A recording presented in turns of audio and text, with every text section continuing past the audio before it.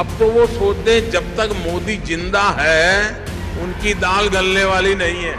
वो कह रहे हैं मोदी तेरी कब्र खुदेगी, लेकिन देश कह रहा है मोदी तेरा कमल खिलेगा। 2024 में मोदी को हराने का फॉर्मूला क्या होगा? महाराष्ट्र में बगावत के बाद सत्ता गंवाने वाले महाराष्ट्र विकास आघाड़ी के नेता इसी मंथन के लिए जुटे थे। इस महामंथन में कांग्रेस, एनसीपी और उद्धव ठाकरे की गुट वाली शिवसेना की मौजूदगी रही। इस बैठक में गठबंधन को एक्टिव करने के लिए 2 अप्रैल से जून तक पूरे महाराष्ट्र में जनसभा करने का फैसला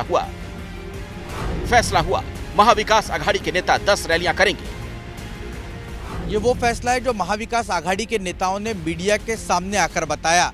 सूत्रों के हवाले से जो खबर आ रही है वो बड़ी खबर है, लोकसभा सीटों के बंटवारे से जुड़ी हुई।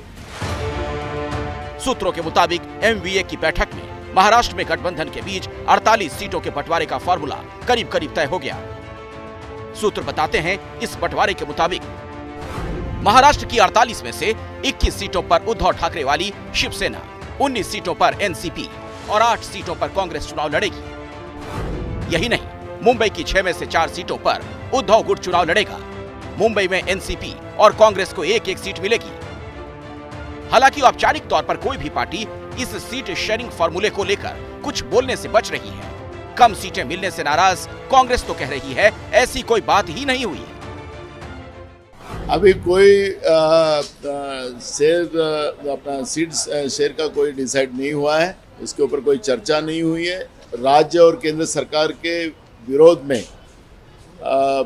महाविकास आघाड़ी की सभाएं होगी, जनसभाएं होगी और उसका एक प्लानिंग करने के लिए कल की मीटिंग हुई। सूत्रों ने बताया कि महाराष्ट्र की 48 लोकसभा सीट में से 5 से 6 ऐसी लोकसभा सीटें हैं जिसको लेकर घटक दलों में आम राय नहीं बन पाई है। लेकिन एक बात साफ है कि महाराष्ट्र के इस मॉडल ने देश की विपक्षी दलों को एक रास्ता जरूर दिखाया है। सवाल उठ रहे हैं, क्या महाराष्ट्र मॉडल पर देश के दूसरे राज्यों में भी विपक्ष सीट शेयरिंग करेगा?